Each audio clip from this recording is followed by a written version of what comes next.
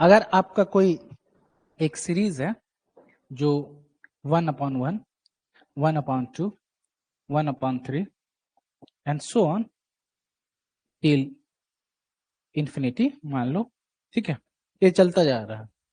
यानी कि अगर आपका नेचुरल नंबर को रेसिप्रोकल निकाल लिया जाए, मतलब आपका नेचुरल नंबर क्या होता है 1 2 3 4 5 6 एंड सो ऑन, अगर सबका रेसिप्रोकल निकाल दिया जाए तो 1 का रेसिप्रोकल 1/1, 2 का रेसिप्रोकल 1/2, 3 का 1/3, 4 का 1/4, 5 का 1/5 एंड सो ऑन, ठीक है। तो सारे नेचुरल नंबर्स का अगर आप रेसिप्रोकल निकालते हो तो 1/1 वुड बी 1, फिर 1/2 वुड बी 1/2, ठीक है। तो अगर इसको सीरीज के टर्म्स में बात किया जाए तो first term would be 1, second term would be 1/2, third would be 1/3, fourth would be 1/4, fifth would be 1/5, ठीक है। सिक्स्थ वुड बी 1/6, फिर होगा 1/7, 1/8, 1/9, 1/10 एंड सो ऑन, ठीक है। इस तरह के सीरीज को आप बोलते हो हार्मोनिक सीरीज, ठीक है। अब क्वेश्चन आता है कि ये हार्मोनिक सीरीज जो है वो कन्वर्जेंट है या डाइवर्जेंट है, ठीक है। कन्वर्जेंट और डाइवर्जेंट कैसे चेक करोगे? अब आपको कन्वर्जेंट डाइवर्जेंट चूज करने के लिए आपको देखना है कि किस वैल्यू को ये अप्रोच करती है, ठीक है।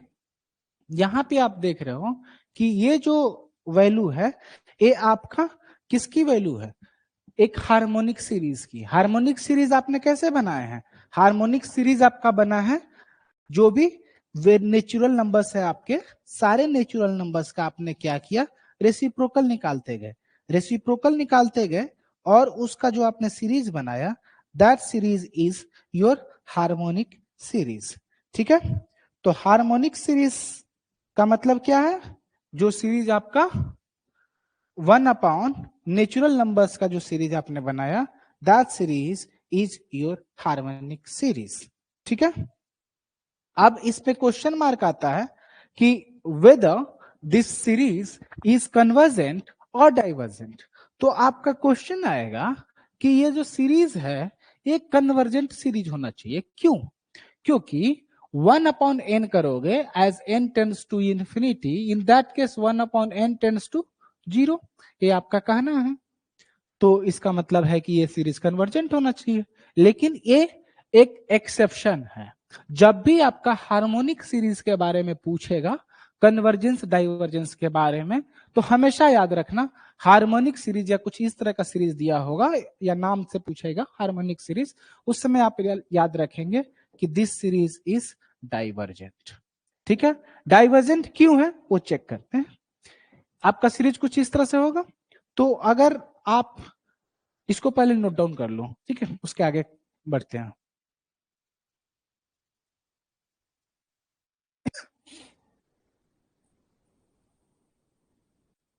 ठीक है, तो अब यहां पे देखो, अगर आप सीरीज बनाते हो तो this is same as 1 plus 1/2 plus 1/3 plus 1/4 plus 1/5 plus 1/6 plus 1/7 plus 1/8 plus 1/9 1/10 and so on चलता जा रहा है, ठीक है।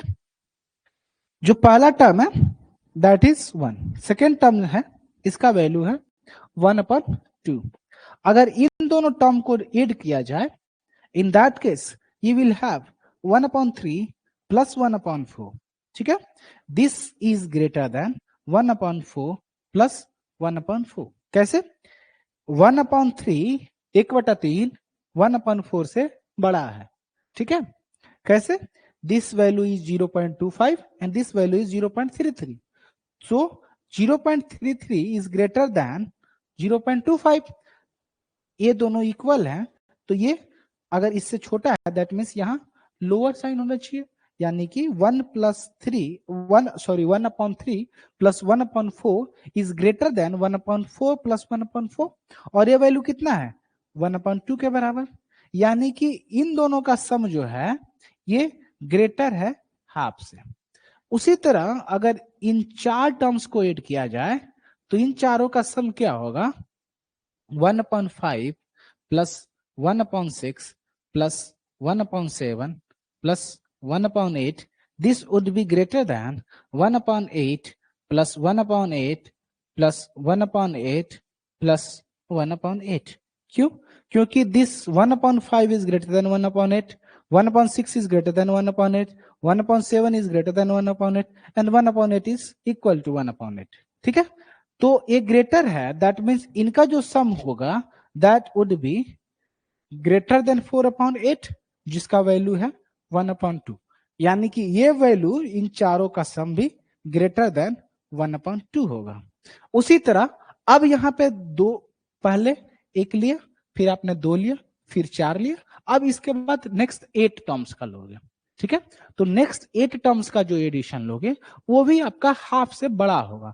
इसका मतलब देख रहे हो कि इसका वैल्यू इन्फ्लेट होता चला जा रहा है, इसकी वैल्यू बढ़ती चली जा रही है, इसके सम बढ़ता चला जा रहा है। जब ऐसा केस रहेगा, जब सम उसका इंक्रीज करता जाएगा, ऐसे सीरीज को बोलते हैं डाइवर्जेंट सीरीज। ठीक है, इसी कारण से ये जो स्पेशल केस है आपका हार्मोनिक सीरीज का, इस सीरीज को बोलोगे आप डाइवर्जेंट सीरीज। ठीक है, इसको नोट डाउन कर लो।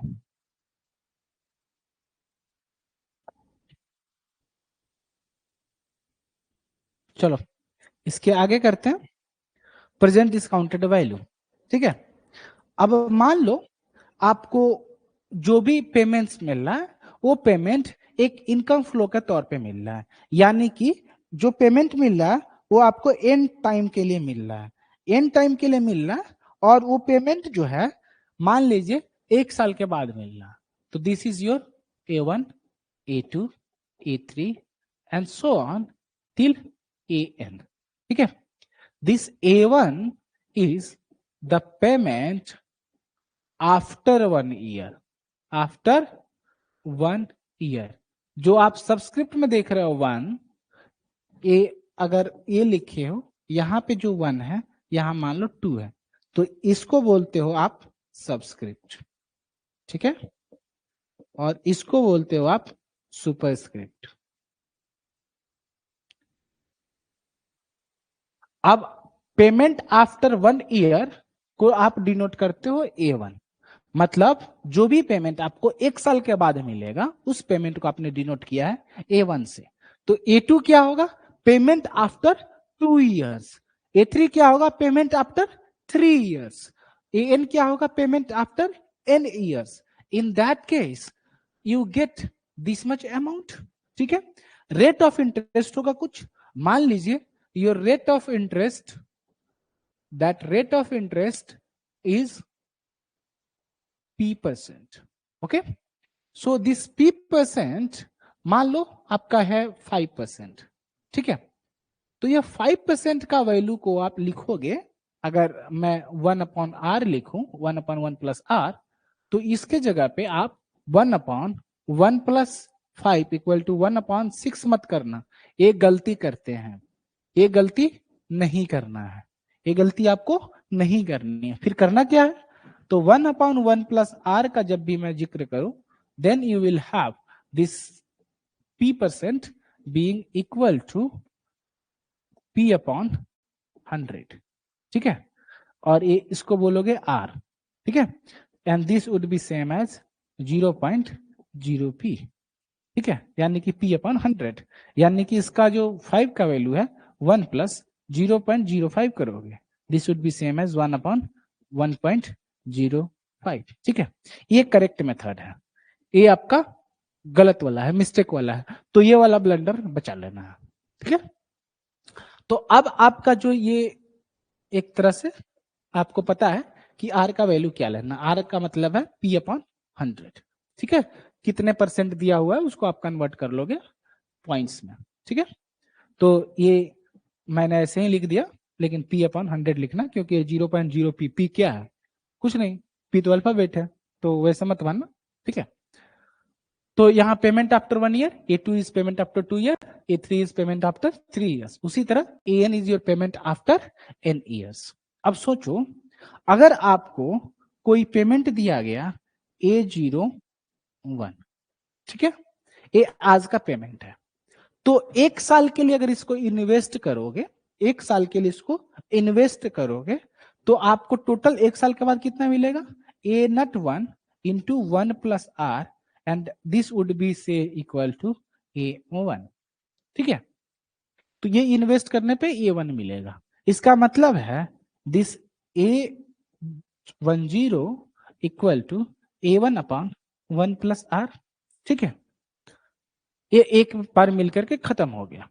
अब मान लो कोई एक आपको इनकम है, जो इनकम पहले साल में कुछ नहीं मिला लेकिन दूसरे साल में मिलाकर कुछ A2 अमाउंट दे रहा है, तो कितना इन्वेस्टमेंट करना पड़ा, उसके लिए आपको जो इन्वेस्टमेंट करना पड़ेगा कुछ इस तरह का करना होगा, that would give you A2 upon 1 plus R का होल स्क्वायर। कैसे, क्योंकि सेकेंड पीरियड में आपको अगर चाहिए A2, for that case you must have some investment A20 into 1 plus R to the power 2। ऐसा क्यों, क्योंकि आपको पहले साल का rate of interest 1 plus R, फिर दूसरे साल का इंटरेस्ट 1 प्लस R मिलेगा, ठीक है। तो ये आपका वैल्यू आएगा। ये 1 प्लस R कैसे आया, R आपका जो हो गया प्रोपोर्शन आपका इंटरेस्ट रेट का आ गया, और जो 1 प्रोपोर्शन है ये आपका प्रिंसिपल अमाउंट का आ गया, ठीक है। प्रिंसिपल मतलब जो भी पैसा आपने खुद के दिए हुए हैं, ठीक है, और ये जो आपका इंटरेस्ट रेट है वो आपका ब्याज हो गया, ठीक है। तो कहने का मतलब सेकेंड टाइम पीरियड का जो प्रेजेंट डिस्काउंटेड वैल्यू है ये अमाउंट है, फर्स्ट टाइम पीरियड का जो प्रेजेंट डिस्काउंटेड वैल्यू है ये अमाउंट है, ठीक है। उसी तरह एन डिफरेंट टाइम पीरियड का कुछ प्रेजेंट डिस्काउंटेड वैल्यू होगा, और इन सारे प्रेजेंट डिस्काउंटेड वैल्यूज को अगर आप करेंट टाइम पीरियड में ऐड करोगे, that would give you the present discounted value of this income flow, ठीक है। तो इसका वैल्यू क्या होगा, an equal to that would be A1 upon 1 plus R plus A2 upon 1 plus R whole square plus and so on till you have an upon 1 plus R to the power n, and this would be same as sum of ai upon 1 plus R raised to the power I ranging from 1 to n।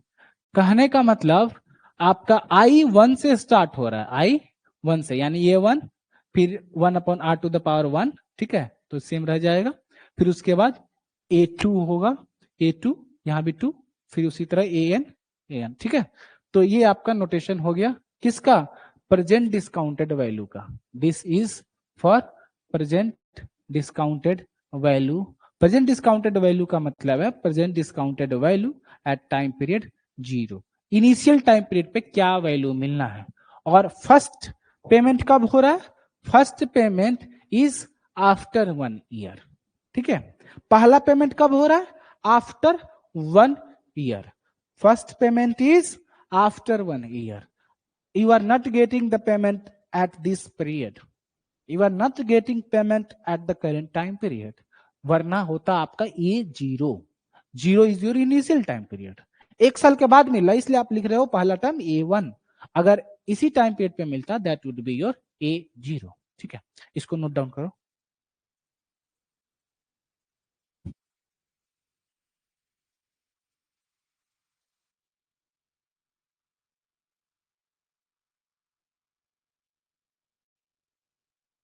ठीक है, अगर इसके जगह पे अगर आपको दिया हुआ है जो फर्स्ट पेमेंट है कुछ आपको आज ही मिल रहा, अप फ्रंट पेमेंट, ठीक है, A0, A1, A2 और n पीरियड तक जा रहा है, ठीक है, मतलब n ईयर्स तक मिल रहा है आपको।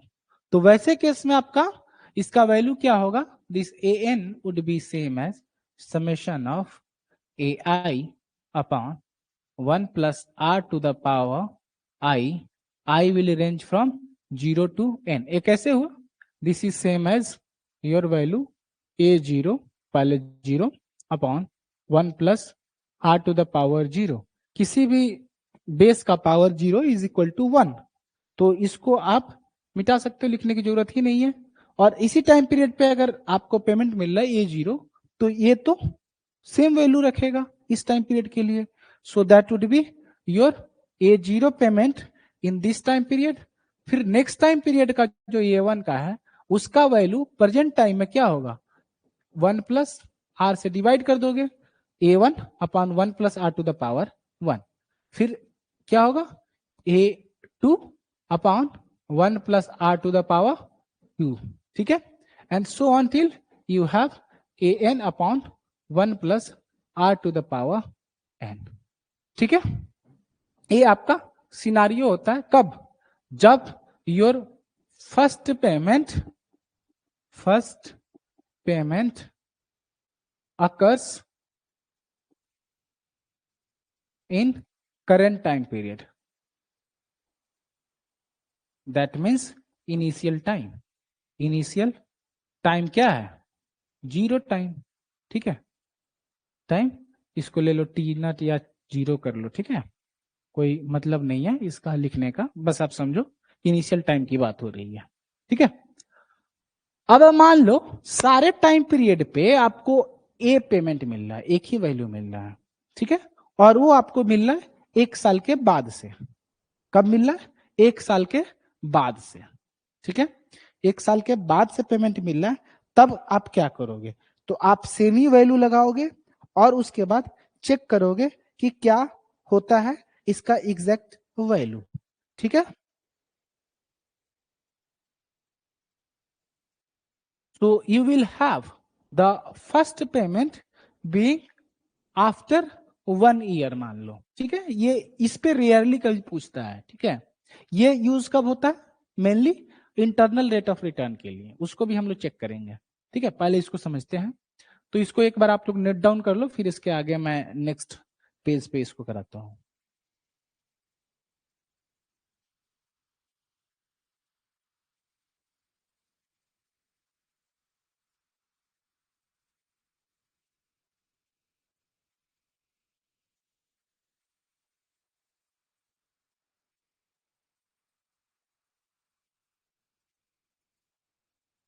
सो अगर मान लो जो पेमेंट है सारे टाइम पीरियड पे ए मिल रहा है.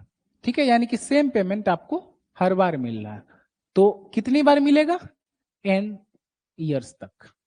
ठीक है, यानी कि पहला payment this is after 1 year.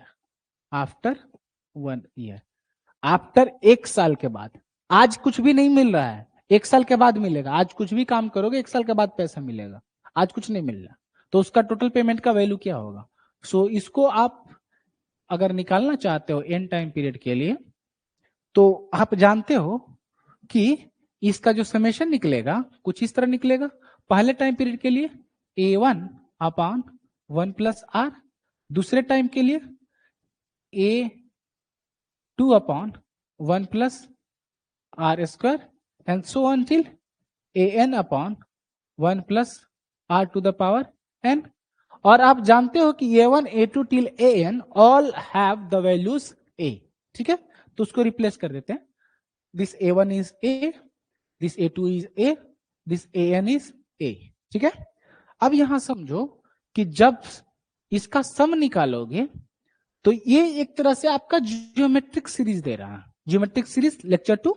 ठीक है, तो उसमें क्या होता था, ज्योमेट्रिक सीरीज में आपने देखा था पहला टर्म a है, दूसरा टर्म a k है, तीसरा टर्म a k स्क्वायर है, and so on till a k raise to the power n minus 1. कुछ इस तरह से होता था. ठीक है, तो ये जो k होता था ये क्या होता था, फैक्टर होता था, जिससे कि आपका जो सीरीज है वो मल्टीप्लाई होता हुआ चला जाता था. तो उसका सम जो होता था this an would be the value equal to a, उसमें फॉर्मूला याद रखोगे तो कुछ जी, इसके लिए जो सम होता था n टर्म्स का that was equal to a into 1 minus R to the power n. Sorry, यहाँ पे k यूज करते थे, तो ये minus k to the power n divided upon 1 minus k. कुछ इस तरह का आता था, या ऐसे लिख सकते a into 1 minus k to the power n upon 1 minus k. ठीक है, तो इस वाले केस में आप देख रहे हो योर फर्स्ट टर्म, तो यहां पे आपका अगर सिंप्लिसिटी के लिए इसके जगह पे हम लिखें S N is equal to, क्योंकि नोटेशन हम लोग दोनों जगह स्मॉल ए लिख रहे हैं तो कंफ्यूजन हो सकता है, तो इसके लिए लिखो this can be capital a into 1 minus के to the power n upon 1 minus k. ठीक है, लिख सकते हो। एक कैपिटल ए क्या है, कैपिटल ए आपका पहला टर्म होता था, तो that is same as this capital A is your A upon 1 plus are, और आपका के क्या है, के इज 1 अपॉन 1 प्लस आर, जो कि हर बार मल्टीप्लाई होता जा रहा है। ये कैसे निकला है, ए अपॉन 1 प्लस आर को 1 अपॉन 1 प्लस आर से मल्टीप्लाई किए हो, ठीक है, और उसी तरह बाकी टर्म्स को भी फाइंड करते चले गए, तो ये टर्म आपको यूज करना है। ठीक है, अब आप देखो जब आपका ए एन निकलेगा this would be same as your A, A is the first term A upon 1 plus are into 1 minus कौन सा 1 माइनस के टू द पावर एन, के का वैल्यू कितना है, ये वाली वैल्यू 1, इसको पहले ठीक से लिखते हैं 1 माइनस के to the power N, that means इसका अगर पावर एन निकाला जाए तो क्या लिख सकते हो 1 raise to the power n upon 1 plus are raise to the power n, and this would be same as 1 upon 1 plus are और raise to the power N. ठीक है, इसको आप क्या लिख सकते हो 1 minus 1 upon 1 plus are to the power n divided by 1 minus 1 upon 1 plus r. ठीक है, अब इसको रेशनलाइज करते चलो क्या होगा, अब इसके आगे लिखोगे ए अपॉन 1 प्लस आर इंटू यहां होगा 1 प्लस आर, यहां होगा आपका अगर देखा जाए तो इसके बेस में है आपका 1 प्लस आर, और यहाँ है आपका 1 प्लस आर से मल्टीप्लाई हो जाएगा -1, उसी तरह ऊपर में है आपका base 1 plus are raise to the power N, और यहाँ फर्स्ट टर्म मल्टीप्लाई हो जाएगा इससे, so that would be 1 plus are raise to the power N -1। ठीक है, तो यहां तक पहले आप एक बार नोट डाउन कर लो।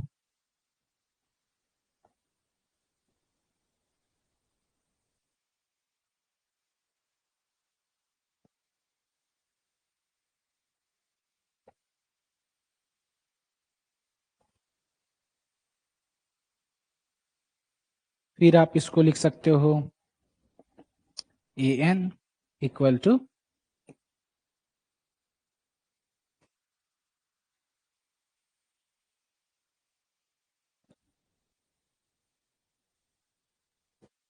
ए अपॉन 1 प्लस आर इंटू यहां लिख सकते हो, इसको डिवाइड करोगे दैट वुड बी योर, अगर देखा जाए तो that would be 1 plus are to the power N -1 divided by 1 plus are to the power N into 1 plus R divided by 1 plus r minus 1, so that would be same as the value being equal to r।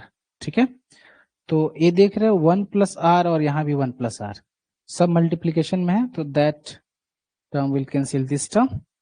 ठीक है, तो इसके बाद आपके पास बचेगा this A N equal to A upon R into this term minus 1 upon this term, so that is 1 plus r to the power n minus 1 upon 1 plus r to the power n। ठीक है, और इसको आप लिख सकते हो कुछ इस तरह से -1 upon 1 plus R whole raise to the power n। ठीक है, और इसको भी अगर आप सिंप्लीफाई करोगे तो आप इसको 1 लिख सकते हो, that would be same as A upon R into 1 minus 1 upon 1 plus R whole raise to the power N. ठीक है, तो ये वैल्यू होता है जब आपका सारे टाइम पीरियड पे सेम पेमेंट मिले तब, ठीक है, सारे टाइम पीरियड पे सेम पेमेंट मिले तो आप ये वाला फॉर्मूला यूज करोगे, ठीक है, इसको नोट डाउन करो।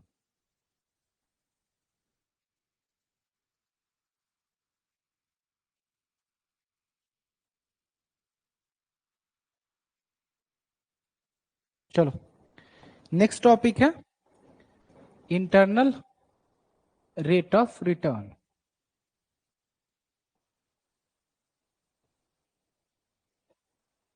Internal rate of return mainly use करेंगे आपको जब भी क्वेश्चन में पूछा होगा कि एक इन्वेस्टमेंट डिसीजन लेना है, और इन्वेस्टमेंट डिसीजन में आपको क्या होता है कि फर्स्ट टाइम पे पेमेंट करना होता है। आज अगर आप इन्वेस्टमेंट स्टार्ट करते हो, आज आप बिजनेस स्टार्ट करते हो तो आज ही आपको पेमेंट करना है, और आपने मान लो 99 ईयर्स का लीज लिया या 49 ईयर्स का लीज लिया, ठीक है, उतना टाइम पीरियड तक आपको इनकम फ्लो मिलेगा, ठीक है। तो अगर मान लो अभी का पेमेंट है A0, नेक्स्ट टाइम का पेमेंट है आफ्टर 1 ईयर मतलब A1, फिर है A2, फिर है A3 and so on till मान लो आपका N-1 टाइम पीरियड के बाद तक का, ठीक है, दोनों केस पढ़ेंगे, ठीक है। तो अगर मान लो इसका टोटल वैल्यू निकालनी है तो टोटल प्रेजेंट डिस्काउंटेड वैल्यू निकालोगे कुछ तो वैल्यू आएगा, ठीक है। और ये इन्वेस्टमेंट का है, आपको पता है इन्वेस्टमेंट कर रहे हो, तो इन्वेस्टमेंट कर रहे हो तो पहला वाला टर्म जो होगा वो निगेटिव होगा और बाकी आपको इनकम फ्लो देगा। हो सकता है कुछ साल में आपको प्रॉफिट ही लॉस में हो, मतलब निगेटिव हो, लेकिन इनिशियल वाला तो पक्का ही आपका निगेटिव होगा, क्योंकि तुरंत आपको पेमेंट खुद करना है, मतलब तुरंत आपको कॉस्ट बियर करना है। कॉस्ट बियर करने का मतलब है you have to pay something before getting some returns, ठीक है। तो अब यहां पे याद रखना कि अगर internal rate of return find करते हो, इस इंटरनल रेट ऑफ रिटर्न कोई आर है, तो ये कब होगा जब आपका present discounted value would be equal to 0, ठीक है। मतलब आपका जो इनकम फ्लो बन रहा है ये उसका प्रेजेंट डिस्काउंटेड वैल्यू 0 हो, मतलब अगर इन सब का सम निकाला जाए तो ये कंडीशन होना चाहिए। दैट मीन्स अगर आपका निकाला जाए A0 plus A1 upon 1 plus R plus A2 upon 1 plus R whole square plus AN-1 upon 1 plus R whole raise to the power N-1, ठीक है, और इसका वैल्यू आपका 0 आता है। तो ये जो R दिख रहा है that R is called your internal rate of return. लेकिन यहां हमने पिछले स्लाइड में R यूज किया है यहाँ पे नॉर्मल रेट ऑफ इंटरेस्ट के लिए, तो यहाँ पे हम लोग कैपिटल R यूज करेंगे ताकि आपको कंफ्यूजन ना हो। तो 1 प्लस R, यहाँ भी 1 प्लस कैपिटल R, ठीक है। इसेंस दोनों में सेम है इसलिए मैंने पहले स्मॉल r करके आपको समझाया, ठीक है। तो इसको आप लोग एक बार नोट डाउन कर लो।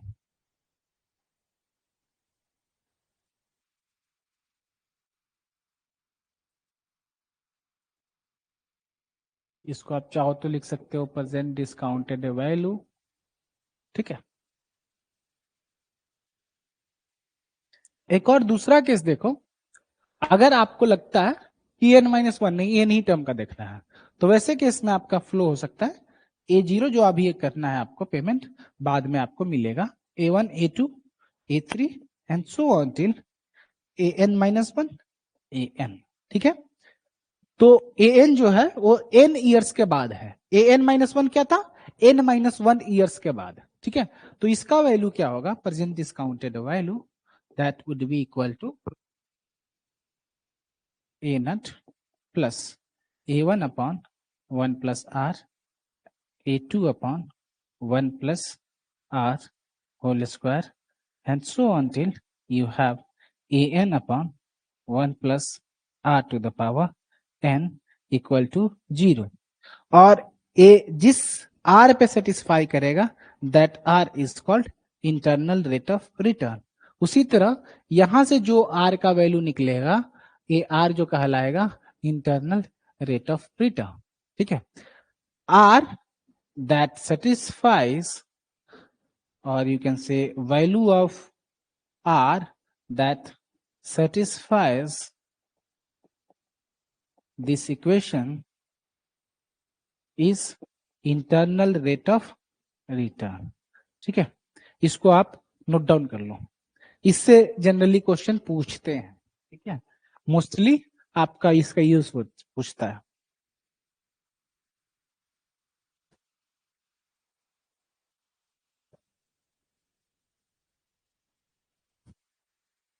चलो, अब आपका तीसरा सीरीज बना अरिथमेटिक सीरीज. ठीक है, पहला सीरीज क्या था? जियोमेट्रिक. दूसरा क्या था? हार्मोनिक. तीसरा क्या है? अरिथमेटिक. अरिथमेटिक सीरीज या अरिथमेटिक प्रोग्रेशन. ठीक है, इसमें पहला टर्म है ए, दूसरा टर्म है ए प्लस डी, तीसरा टर्म है ए प्लस 2d. इसी तरह आपका nth टर्म है a plus n minus 1d. अगर आपका n इक्वल टू 2 है तो ये कैसे निकला? a plus 2 minus 1 into D, यानी कि a प्लस 1 इंटू डी. ठीक है, ये कैसे निकला? a plus 3 minus 1 D. ठीक है, तो इसको बोलते हो आप अरिथमेटिक सीरीज. ठीक है, अब इसमें देखो आपका लास्ट टर्म जो है, लास्ट टर्म आपका यूज करने के लिए a plus n minus 1d है.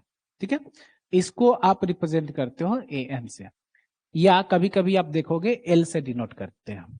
ठीक है, l से. आप दोनों में कोई भी नोटेशन यूज कर सकते हो, यानी कि लास्ट टर्म की बात हो रही है, यानी कि इसी को आप बोलते हो nth टर्म. ठीक है, मान लो यही आपका लास्ट टर्म है. ठीक है, मान लो यही आपका लास्ट टर्म है. वैसे केस में आपका जो सम होगा Sn, that would be equal to what? n upon 2 into a plus l, और you can say n upon 2 into a plus an, और you can say n upon 2 into a plus n minus 1d, or you can say this is same as n upon 2a plus n minus 1d. ठीक है, तो आप कोई भी चीजें use कर सकते हो. ठीक है, अब आप समझो कि जब आपका अरिथमेटिक सीरीज दिया हुआ है, when you have arithmetic series, in that case you have the average या अरिथमेटिक मीन समझो, इसको लिख लो आप अरिथमेटिक मीन.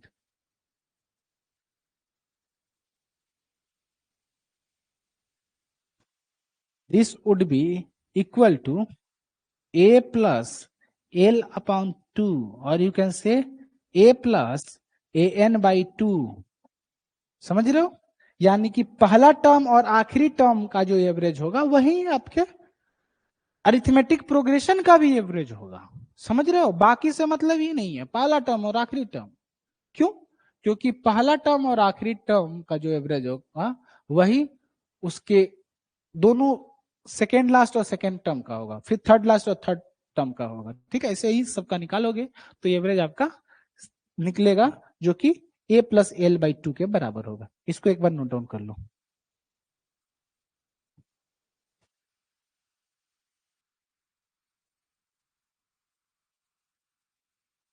चलो अब दो क्वेश्चंस करते हैं. First question is when you have, एक क्वेश्चन जो है जनरली स्टेट्स का ही क्वेश्चन है, लेकिन थोड़ा बहुत हमारे अरिथमेटिक मीन से भी मिलता जुलता है, तो इसलिए आपको मैं बता देता हूं. Lowest value is equal to 4.5. ठीक है, लोएस्ट वैल्यू है 4.5,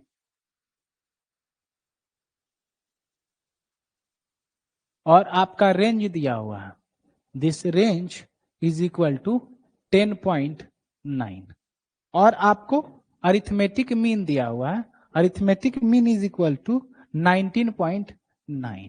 ठीक है, और मीडियन दिया हुआ है। ठीक है, ये सारी चीजें आप स्टेप्स में भी करोगे, लेकिन अभी के लिए थोड़ा सा याद रखना, जब आपका लोएस्ट वैल्यू, ये जो आपका फर्स्ट टर्म है, ये अगर लोएस्ट वैल्यू होगा तो ये आपका हाईएस्ट वैल्यू होगा जब आपका डी पॉजिटिव है तब। लेकिन अगर जब डी निगेटिव है तो ये आपका हाईएस्ट वैल्यू होगा और ये आपका लोएस्ट वैल्यू होगा, और इन दोनों का जो बीच का डिफरेंस होगा that would be your range. ठीक है, तो आपका लोएस्ट वैल्यू दिया हुआ है और रेंज दिया हुआ है, तो आप हाईएस्ट वैल्यू निकाल सकते हो। तो highest value would be equal to lowest value plus range, that would be equal to 15.4। ठीक है, तो अब इसमें पूछता है, पहला question is arithmetic mean is wrong but median is correct. ठीक है, सेकेंड पूछता है arithmetic mean is right but median is wrong. ठीक है, थर्ड पूछता है arithmetic mean and median both are wrong. Fourth पूछता है बोथ आर राइट। ठीक है, तो अब यहां समझो, जब आपका दो वैल्यू होता है, एक लोएस्ट वैल्यू एक हाईएस्ट वैल्यू, ठीक है, तो आप उसका मीडियन निकालोगे, मतलब एक नंबर्स को अगर आप अरेंज कर दो, ठीक है, स्टेप्स में याद रखना आप, ये जो लोएस्ट वैल्यू है इनको अरेंज करने के बाद, और ये जो हाईएस्ट वैल्यू है, ठीक है, इन दोनों के बीच में ही मीडियन लाई करेगा। ठीक है, और इन्हीं दोनों के बीच में आपका अरिथमेटिक मीन भी लाई करेगा, मतलब एवरेज लाई करेगा। एवरेज इससे ज्यादा क्यों नहीं हो सकता? क्योंकि एवरेज ज्यादा कैसे होगा यार, क्योंकि इसकी वैल्यू ही ज्यादा नहीं है, वैल्यू ज्यादा है ही नहीं, तो कैसे होगा? इन्हीं दोनों के बीच में लाई करना चाहिए। ठीक है, तो इनको यूज करके आप देख रहे हो, हाईएस्ट वैल्यू 15.4, लोवेस्ट वैल्यू 4.5, तो अरिथमेटिक मीन और मीडियन दोनों इस रेंज में लाई नहीं करते। मतलब 4.5 अगर लोवेस्ट वैल्यू है और हाईएस्ट वैल्यू आपका 15.4 है, तो इन्हीं दोनों के बीच में आपका मीडियन और मीन आना चाहिए। लेकिन आपका मीडियन कितना दिया हुआ है? 15.6, ग्रेटर किसके ऊपर? तो नहीं मिलेगा। 19.9 अरिथमेटिक मीन ये भी ऊपर है, तो बोथ आर रॉन्ग। ठीक है, तो ये वाला ऑप्शन जो है आपका, जो 3 ऑप्शन है, that is your correct option. ठीक है, ये आप स्टेप्स में फिर से पढ़ोगे, लेकिन थोड़ा सा रिलेटेड है, तो आप कंफ्यूज मत होना, ये स्टेप्स का पोर्शन है। ठीक है, चलो एक और क्वेश्चन लिखो। ये क्वेश्चन थोड़ा सा कंफ्यूजिंग है, इसको ध्यान से देखना। Suppose that a scarce resource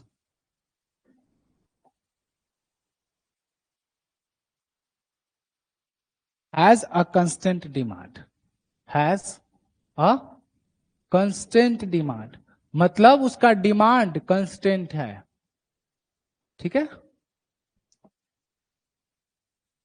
और ये क्या होगा? एग्जॉस्ट हो जाएगा, विल बी एग्जॉस्टेड इन कितने साल में? 10 years, 10 साल में ये खत्म हो जा रहा है।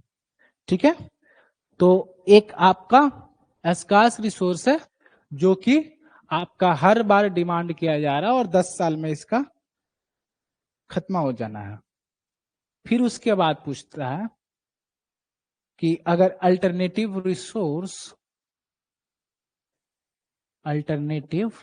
Resource will be available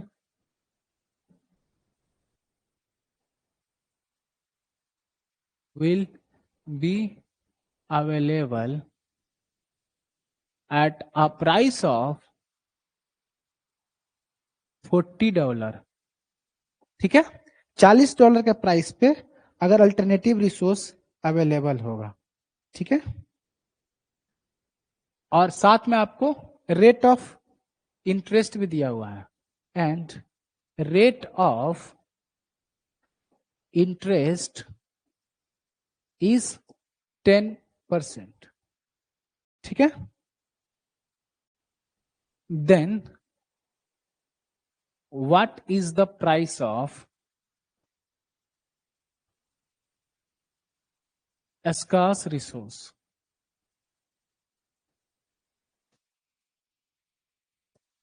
option देखो, first option is 55.5 dollar, second is $35.6, third is $24.4, fourth is $15.42, ठीक है। आप इसको कैसे सोल्व करोगे? अब यहां पे क्वेश्चन को पहले समझना। पहला चीज दिया है स्कार्स रिसोर्स है जो कि खत्म होगा 10 साल में, 10 साल में खत्म होगा। उसके बाद बोलता है alternative resource will be available, ठीक है। आज अवेलेबल नहीं है alternative resource, alternative resource available होगा। ऑल्दो एनटीए को बताना चाहिए यहाँ पे, या एग्जामिनर जिन्होंने भी क्वेश्चन बनाया उनको बताना चाहिए कि कब अवेलेबल होगा, लेकिन उन्होंने नहीं बताया है। तो यहाँ पे आप दिमाग लगाओगे बस कि ये विल बी अवेलेबल का मतलब हुआ जब एग्जॉस्ट हो जाएगा तब, क्योंकि यहाँ पे उन्होंने बोल दिया एग्जॉस्टेड इन 10 ईयर्स, ठीक। तो मान लो 10 साल में एग्जॉस्ट हो जाएगा, उसके बाद आपको अल्टरनेटिव रिसोर्स अवेलेबल है। उस अल्टरनेटिव रिसोर्स की प्राइस है $40, ठीक है, और रेट ऑफ इंटरेस्ट है 10%। तो इसका वैल्यू क्या निकालेगा? तो इसमें आपके पास दो रिसोर्स है, दो रिसोर्स में एक पहला रिसोर्स मान लो स्कार्स रिसोर्स एस है, दूसरा रिसोर्स है आपका अल्टरनेटिव रिसोर्स ए। तो दोनों का प्रेजेंट डिस्काउंटेड वैल्यू में टर्म्स में देखोगे तो PD of S would be same as present discounted value of a, ठीक है। यानी कि price of this scarce resource would be same as price of this alternative resource in this current time period। लेकिन आपका जो alternative resource है उसका price $40 दिया है फ्यूचर का, आज का नहीं, फ्यूचर का। तो उसको आज के टर्म्स में बताना है, ठीक है। और ये कब का? 10 साल के बाद का, ठीक है। तो 10 साल के बाद अगर कोई फ्यूचर वैल्यू निकालोगे तो इस फ्यूचर वैल्यू 10 साल के बाद that would be same as present value into 1 plus r to the power n, ठीक है।